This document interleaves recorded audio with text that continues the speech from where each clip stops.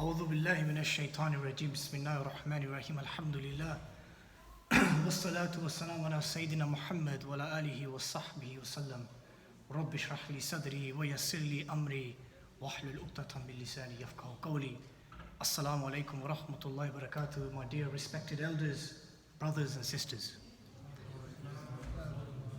Let me begin by thanking Aisha Mosque's committee for inviting me today, but more importantly, for prioritizing such a topic to be discussed on a Friday evening.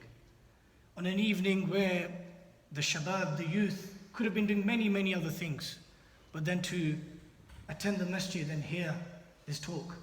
May the angels be a witness to this gathering, inshallah. Today's talk is about the challenges which face Muslims in Britain. Let me begin by saying that there are many challenges which are not just exclusive to Muslims. There are many issues, social, economic, political issues that are affecting Britons up and down this country, irrelevant of their race, their creed, or their background. Whether that be social housing, whether that be austerity, whether that be teenage pregnancy, whether that be drug and substance abuse, whether that be gang violence, whether that be youth unemployment and unemployment generally, whether that be the fact that many of the elderly are not sufficiently looked after. There are many problems that we are facing and challenges we are facing in the United Kingdom today that are not specific to the Muslim community at all. However, there are certainly a number of challenges which are unique to Muslims in Britain, and by extension, Muslims in the Western world. And I've identified from these challenges 4. The first being Islamophobia and anti-Muslim hatred. Of course, we're all aware of the horrific atrocities which took place 2 weeks ago in Christchurch, New Zealand, where gunmen entered 2 mosques and they killed 50 Muslims during Salatul Jummah and injured another 49. May Allah accept them amongst the martyrs. Ameen. And it is this ideology, the ideology of those gunmen, is what's affecting and is what is the outcome of Islamophobia and anti-Muslim hatred that we see today. But when I look at the Muslim community's activities and I follow it very closely, we are very good, and rightfully so, about calling out the likes of Tommy Robinson, the EDL, Britain First, Katie Hopkins, Nigel Farage, UKIP, the Daily Mail. This is what I call easy Islamophobia. Because we know who these individuals and their organizations are. They make their feelings and their views very clear. But rarely as a community do we ever ask, how did these people and these organizations get to the stage where they are today? How is it that their voices and their views have become so mainstream, so amplified, that 15, 16, 17 years ago, these views weren't that mainstream, or at least they weren't that apparent. Some of these individuals and organizations, they have hundreds and thousands, if not millions of supporters online. All it takes is for you to go onto social media or the internet, read a news article which is about Muslims or Asians, and just read the comment section. And you will see that the comment section is inundated with things like, send these Muzis back home, send them where they come back from, send them on a boat, and blaming everything and anything on Muslims and people of color and immigrants. We need to ask ourselves, how have we got to a stage in 2019 where these views are no longer fringe? They're no longer within the peripheries of society. They are very much mainstream. That this ideology known as white supremacy is not something that's just held by the gunmen of New Zealand or the likes of the far right. What is very alarming and worrying is that this ideology is held by mainstream politicians and mainstream parties. If you look at Europe, for example, Greece, Hungary, Germany, Austria, Poland, these 5 countries have parties which are leading them that have a very similar ideology when it comes to how to deal with Islam and Muslims and immigrants in their countries. If you look to France, the second biggest political party is the National Front, led by Marine Le Pen. She's significantly more right-wing than the likes of Farage and UKIP. Only recently, the Muslim Council of Britain and Baroness Sayeeda Warsi said that within the Conservative Party there is an institutional problem of Islamophobia, where many councillors and members just recently got suspended for some of the comments that they were making publicly on Facebook about Muslims and immigrants. This issue of Islamophobia, brothers, sisters and elders, is not something which is new. It is not something which is born out of the dawn of the war on terror. I would argue, even though it's a different discussion, I would argue that Islamophobia has been on this earth since the day our father Adam alayhi salam descended on earth. But the Islamophobia which is very rampant, which is very visible in our face today, it did not happen in a vacuum. It did not happen overnight. When you have, unfortunately, politicians from all the different parties, it's not specific to one or specific, many parties, when aspects of Islam is referred to as an evil ideology, when our sisters who choose to wear the niqab are referred to as letterboxes, when you have this kind of rhetoric coming from the very higher echelons of power, you have to ask yourself that the likes of the far right and the Daily Mail and EDL and Britain First and these guys, that's how their narrative and their toxic propaganda became mainstream, because of the sophisticated language that was coming from high above. When the Nazis carried out the Holocaust, they did not assume power in Germany through a military coup. They came into power through popular support. Millions upon millions of Germans supported Adolf Hitler and said that we want his party to run this country. It all began in 1925, and by 1933, 1934, he had assumed total power in Germany. And how did he assume power? For 8 years, he blamed everything and anything, political, social, economic, on the Jews. And people just accepted it. They accepted it. And that's what led to the Holocaust, or the justification of the Holocaust.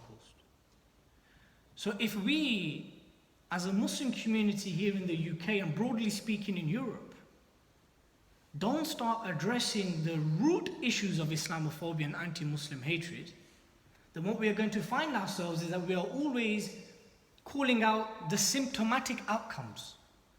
We are only addressing the outcomes of this toxic ideology, toxic propaganda against our beautiful religion and this ummah, which is actually coming from above. And do not think for a moment that the Islamophobia that we are experiencing in the UK is unrelated and disconnected to events abroad. Whether that be the invasion of Afghanistan and Iraq, whether that be the support of the entity that's known as Israel, whether that be anything that you're seeing abroad, is all interconnected. When we look towards the United States, known as the most powerful country in the free world, since Donald Trump assumed power, he's made it abundantly clear, even though his policies are not that different to his predecessors, but at least he's been honest enough to let people know what he thinks. We want to crack down on black people, we want to create a wall to stop Mexicans from coming over, and we want to ban Muslims from traveling into this country. Just think about it for a moment. We are not talking about fringe individuals. We are talking about mainstream political parties and leaders and governments. When you turn on the TV screen, or you read the newspaper, or you go over your news feed on the phone, every day there's a headline or something about Islam and Muslims. Always.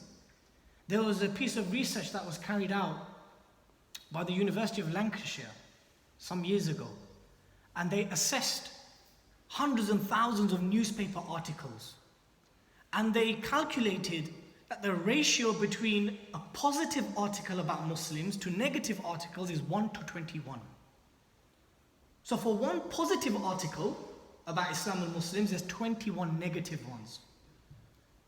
So when we're dealing with that kind of force, brothers, sisters and elders, besides rightfully calling out those who are very clear and open about their hatred against Islam and Muslims, we need to really start asking the serious question. How did these people, how did these organizations get to where they are? How did this narrative, how did this brazen and emboldened hatred become so mainstream? How? So moving forward on this particular challenge that we face, I would like to see everyone in this masjid today that when you hear stuff about Islamophobia and anti-Muslim hatred, whilst we rightfully call out those who are spewing it quite publicly and quite unashamedly, we need to also ask a bigger question. And that is how do we get to the stage where this has essentially become mainstream? It's become normal. It's become normal. And it's become normal because over a period of time, soft and sophisticated language has been coming from higher powers, from higher institutions.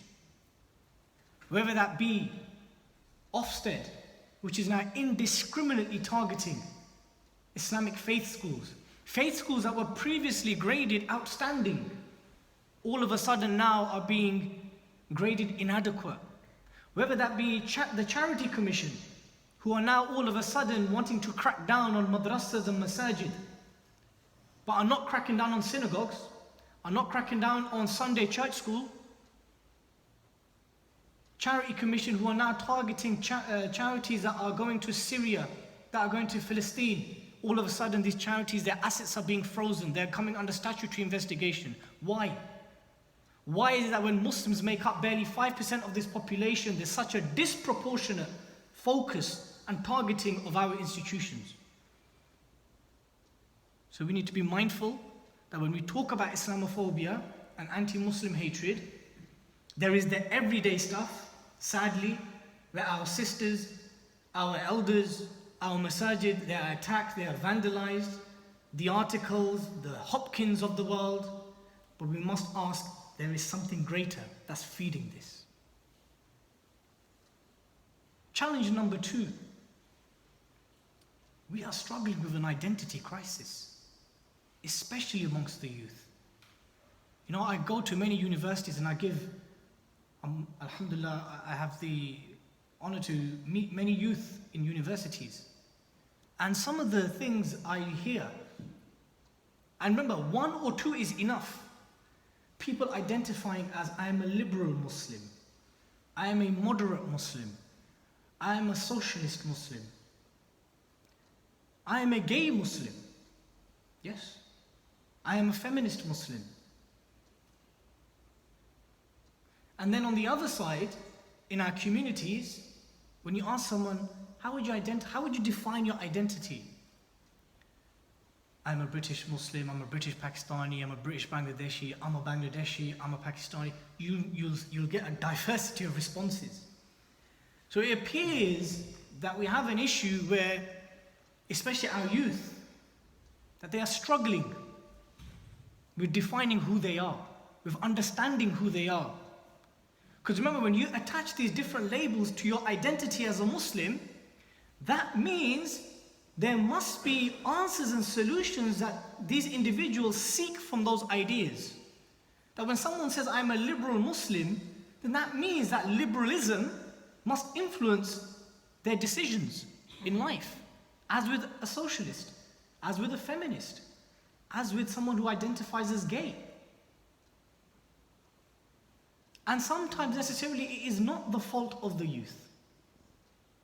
Maybe they are not getting the support and the answers and the solutions and the confidence and the empowerment that they need to be given to understand that the only identity that matters on Yawm al-Qiyamah is that you're a Muslim. That you will not enter paradise because you were British, or because you were a Sayyid, or because you were a Jat Bladri, or whatever it is, or because you were Qurayshi. These things become irrelevant on the Day of Judgment. You will only be tested upon your actions according to Islam. But that said, I want to also make it very clear there is nothing wrong. There is nothing wrong with us or any peoples having an affinity with the land in which you were born in, with the land in which you were raised in, and the land in which you have your loved ones in. There is nothing wrong that when asked, where are you from? I am British. Because I was born in this country. I was raised in this country. There are certain cultural things which have shaped who I am today. Whether it be that I'm an ardent Liverpool supporter, whether that be that I genuinely love fish and chips over rice and curry these days, whether that be there's a particular fervour of British comedy which I like, whether that be many, many things, the way we speak, the kind of, the language that we have, the way we even behave with one another, our adab and etiquette has even been influenced by the society in which we have been raised in. I don't know about you all, and I'm saying this to the youth here. When I visit Bangladesh, where my parents' country's origin is from, I love it.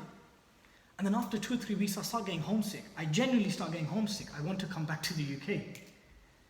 When people ask me in Bangladesh, they know I am Londoni, but when they ask, oh, where are you from? What's your dad's name? What's your village? After I tell them all that, they'll still see me as a Londoni. They'll still see me as a Brit. But then the crazy thing is here, when you speak to many white people, so where are you from? Well, I'm from Bedford. But where are you from? From my mother? No, but where are you actually from? Oh, I know what you mean. You mean where my parents from? Okay. So it seems that in Bangladesh I'm a Londoni, and here I am also, sadly, sometimes treated as a foreigner. But the point here is that there is nothing wrong with having love and mahabbah and a sense of belonging to the country in which you were born in, or the land in which you were born and raised in. There's nothing wrong with this. But I tell you where the problem begins. The problem begins is when we no longer define what British means. When we no longer are able to define what our identity is. The problem begins is when we are told what British should mean. When we are no longer stakeholders in defining our own identity. Rather, an arbitrary set of values and expectations is imposed on us. That's when the problem begins. Because if being British means that I was born here, I was raised here, I was schooled here, my friends and family are here, then there is no denying that my name is Dilly Hussain al-Britanni. There's no denying of that. But if being British means that I have to subscribe to a set of values which contradict Islam, then quite frankly, I will opt not to identify as such, and I will challenge it. So brothers, sisters and elders, there is an identity crisis. And if we do not address this identity crisis amongst our youth, we may have a generation of a confused bunch. And we do not want that. The children that I am seeing, the youngsters I am seeing in front of me are the fathers and the uncles and the grandparents and the doctors and the thinkers and the activists and the ulama of tomorrow. We can't have them being confused about who they are.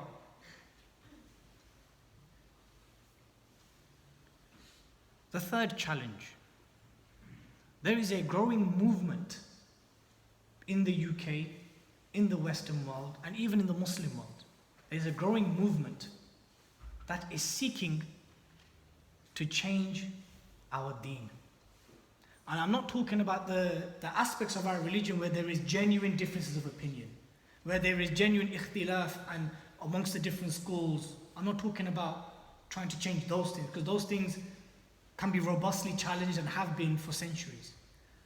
I'm talking about a growing Reformation movement that seeks to change the fundamentals of our deen. Whether that be how our women decide to dress, whether that be how our menfolk decide to marry, whether that be what we teach our children, how we teach it to them, at what age we teach to them, whether that be aspects of the Sharia which in today's world, most of it doesn't really exist, but it existed and it was agreed upon by consensus. People are seeking to change these things.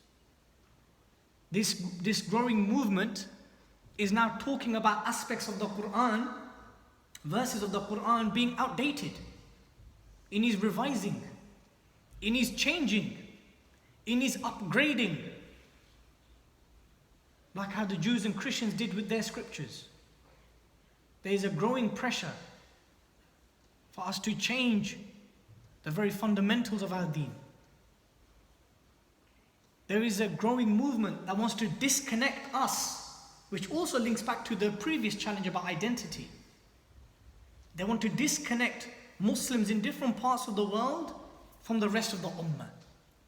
That they want you to now see yourself as whatever respective nationality you are, that comes first. That you are no longer really a part of a global ummah of 1.6, 1.7 billion. That what happens in the other side of the world is not your concern. So this growing Reformation movement is looking to outdate Sahih al-Bukhari, Sahih al-Muslim, Hadith, the prophetic tradition, Da'wah, how our women folk and the men folk decide to be seated in our events. There's a growing pressure now it may become mandatory that you can't just have a nikah, a marriage has to be registered.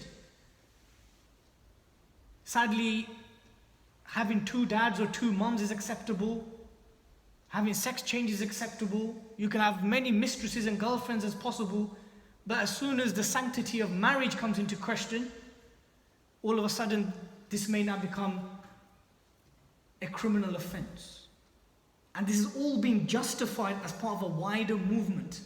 And this wider movement wants to not just water down the deen.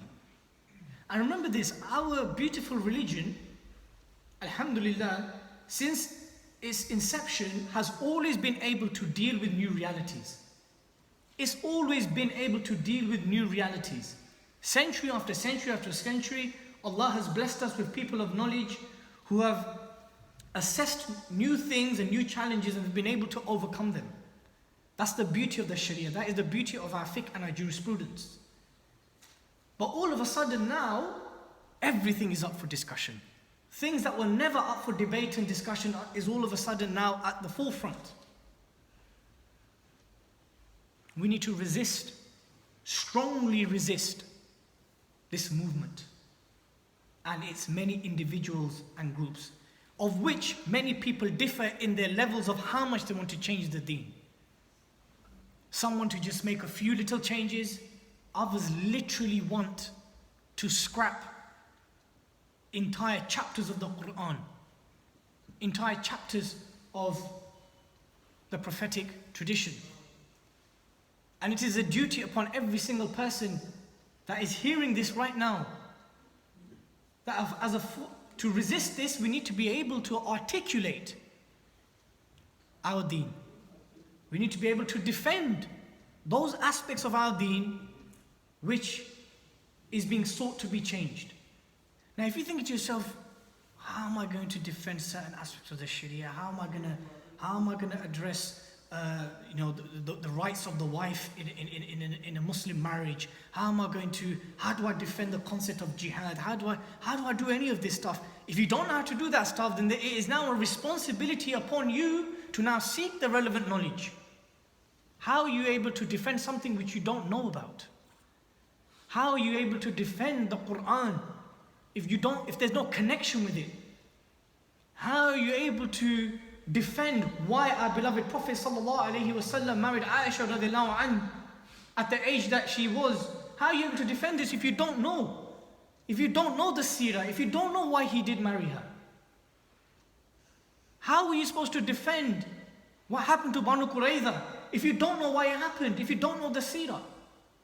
How are you able to challenge these things?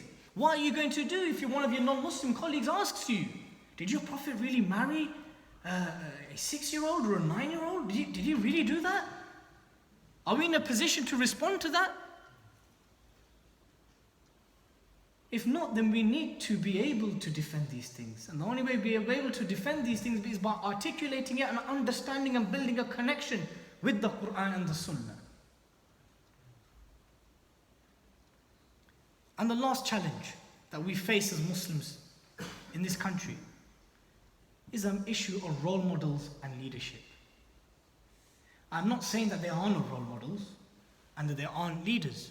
In fact, there are so many leaders, I wonder to myself that there's more leaders than the people who want to be led. And let me make it abundantly clear from the get-go. Our forefathers, my dad, my grandfather, some of the respected elders that I'm seeing here today, alhamdulillah, they built the very foundations upon which we benefit today. I would humbly argue they've done their bit. They've done more than enough in building the institutions which we benefit from today, whether that be the halal butchers, the Hajj and Umrah operators, the Muslim cemeteries, the many Sharia councils that exist today, the very masajid in which we worship. May Allah bless our forefathers in this life and the next. Ameen. They have done a lot, but it is our responsibility now. And there is a crisis in role models. We are living at a time where sports figures, musicians, rappers, Instagram makeup artists, youngsters who have never worked a hard day's work in their life, but they are renting out supercars, they're sticking pictures on Instagram, getting loads of likes. These kind of people have become our role models. They were never our role models.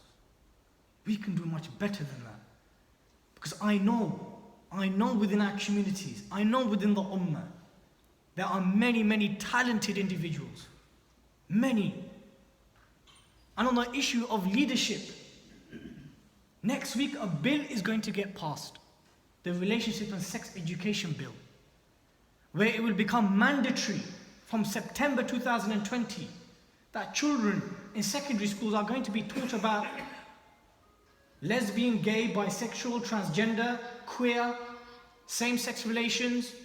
They're going to be taught these things. Our children, our young brothers and sisters, our nephews and nieces, our grandchildren, they're going to be taught these things. And by the way, they're not going to be taught the legal existence, because we accept this. We accept that we are living in a secular society. People from different backgrounds, we coexist with them in peace. That people in the societies in which we live choose to have relationship with the same gender. People choose to change their gender. But that's not what's going to be taught. What's going to be taught from September 2020 is that these lifestyles are okay. It's good. It's the same as a marriage between man and wife, man and woman. That it is okay to identify as a gay and be Muslim. It is okay that if you come to school as a boy, that your name is Imran. It is okay if you want to now be addressed as Shagufta. I'm very sorry if there's any Imran and Shaguftas in the masjid today. No, I'm being serious though. These things will be taught to our children. To children as young as 11, 12. It's already being rolled out in primary schools.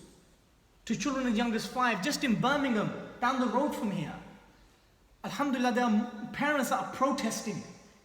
They are saying we will not allow our children to be taught these things. We are not going to teach them. Remember this. Which 5, 6, 7-year-old needs to even know about these things? That's the first thing, right?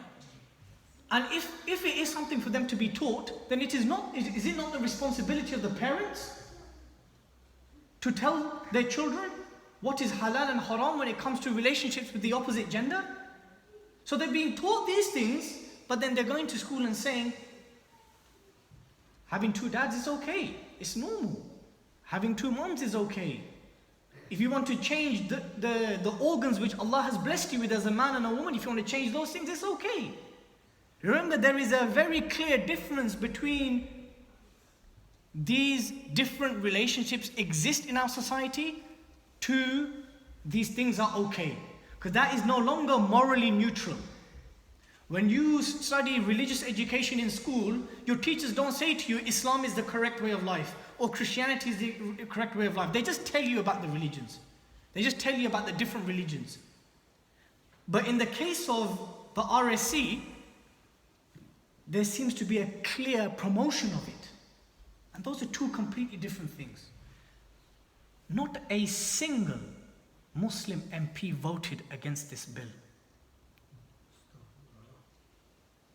Wallahi, not a single Muslim MP. I think there's 13 or 14, I think. Not a single. Christian MPs voted against it. I believe there's 2-3 Hindu MPs that voted against it.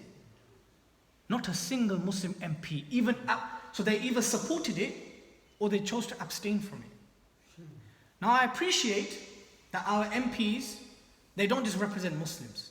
They represent non-Muslims. They represent whoever it is in their constituencies. But if you are going to use the Muslim card when it comes to election time for our votes, then surely, forget about your community, surely your own iman. Most of them are parents. How do you reconcile this? How do you reconcile that these things will be taught? How do you reconcile the fact that we have Christian MPs that voted against it?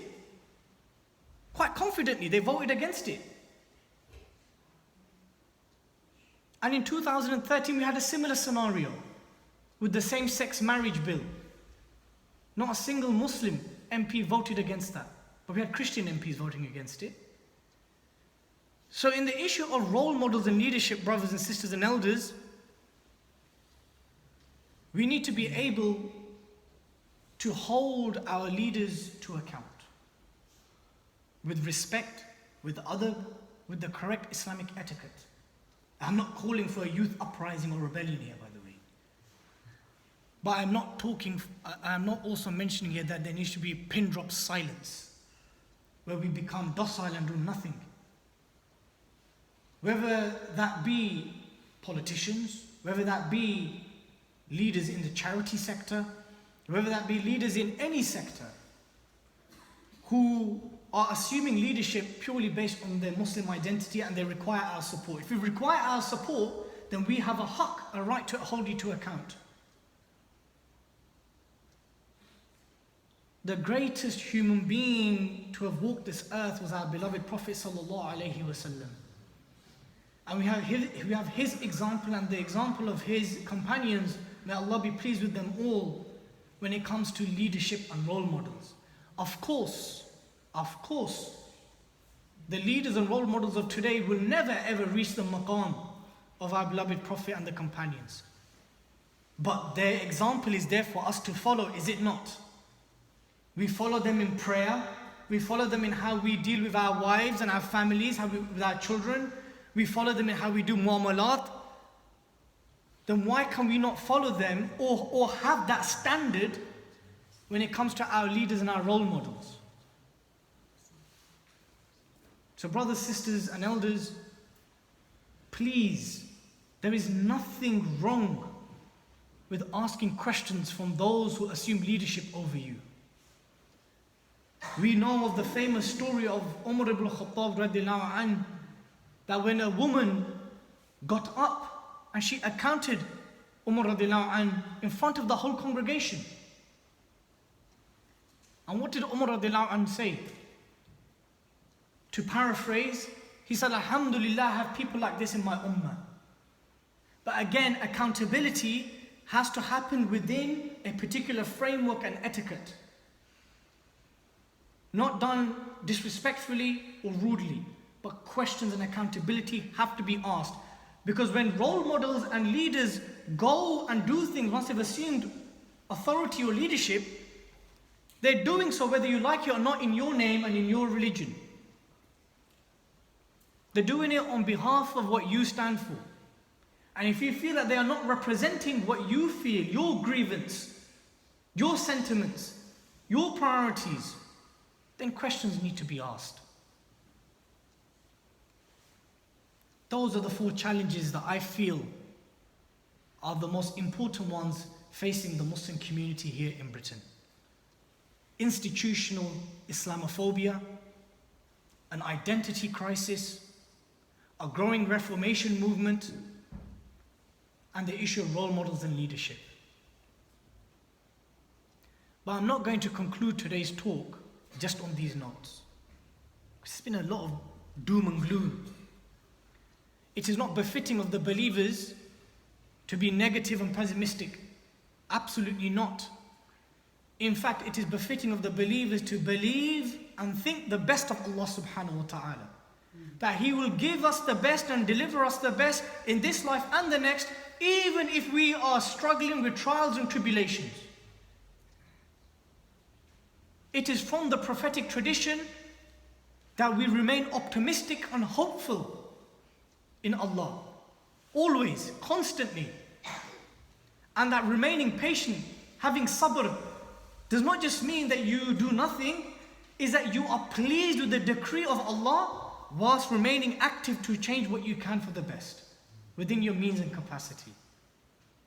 So on this note, I have 3 solutions. We've discussed 4 challenges. I want to give 3 solutions. Solution number 1. We have to be a people who convey the message of Islam in society. We have to give da'wah. It may not fix the higher level Islamophobia and anti-Muslim hatred, but by Allah, it can certainly address the Islamophobia of the everyday type within our communities. You may be working with non-Muslims who may smile at you when you come into work, but you don't know what they're thinking in their minds about who you are, what you believe, what kind of person you are with your family and your loved ones. Can I see a show of hands? Who believes Islam is the true way of life, the only true way of life? Alhamdulillah. Is it then correct, knowing this, to keep it to ourselves? Of course not. Do you want to face Allah on the Day of Judgment and have your non-Muslim friend or colleague who will say to Allah that, Ya Rabb, I had a friend who I worked with, who I went to school with, who I went to university with, he never told me about you. He never told me about the Prophet Muhammad. He had the Quran in his house, he never ever gave me a copy. I had 3, 4, 5 mosques in my town. Every time I went there, the doors are shut. Every time I go there are people there that don't speak my language. We don't want to be in that position on the Day of Judgment. Wallahi, we don't. So brothers, sisters and elders, we need to be giving da'wah. We need to be inviting and conveying the message of Islam. And do it in a manner in which is appropriate and which is conducive. And what I mean by this is be balanced. You know the people in which you engage with, you know your qawm, you know your community, you know your work colleagues, you know your friends. You know what is too much and what is too less. But what you can't do is do nothing. That when a non-Muslim sees the actions, the behaviorism, the adab, the etiquette of a Muslim, that they become jealous. That they become, subhanAllah, obviously they won't say that, but what makes them behave like this? What makes them act like this? Convey the message. Convey the message. Many classical scholars of the past, they went to this extent, that it is haram for Muslims to live amongst non-Muslims unless you give them da'wah. This was a classical opinion that was maintained by many ulama, that to live amongst non-Muslims, you have to give them da'wah. You have to convey the message to them. In the same way that our beloved Prophet ﷺ came as a rahmah for the whole of mankind, the believers are also, the message is to be conveyed to the whole of mankind. And on the issue of our masajid, of course, with the recent events in Christchurch, as well as the 5 Birmingham attacks against masjid, I know there is now a big discussion about the security of our mosques. Whilst we should oversee and make sure that the security of our mosques is kept up to standards, so to prevent any attacks or issues, we cannot keep the doors and the gates locked constantly. We cannot just open our masjid once a year for visit my mosque day and think, khalas, job done until next year. The services, the khidmat of our masajid has to be available to not only Muslims but non-Muslims as well. There was a story in Leeds where a non-Muslim woman went to a masjid in Leeds just to drop some food off and flowers off after what happened in New Zealand, just to tell the mosque that how sorry she was and how she stands by them. And she saw a group of brothers eating. And cut the long story short, after engaging with them, after the brothers offered her some food and told them what they believe in, she accepted Islam. I bet you any money she did not come into that mosque that day thinking she was going to be leaving Muslim. Number 2, activism. There is a major misconception that dawah and activism are 2 separate things. They are not. If you believe dawah and activism are 2 separate things, then you have secularized your deen. Every prophet that Allah subhanahu wa ta'ala has sent to this earth with the message of Tawheed, worshipping Allah, associating no partners with Him, they also addressed all the major issues in their societies. They never just invited people to Tawheed. Because one of the outcomes of Tawheed is that you enjoin good and forbid evil. As Allah says in Surah Al-Imran, that He has raised us as the best nation from amongst mankind. Why? Because we enjoin good and forbid evil and believe in Allah.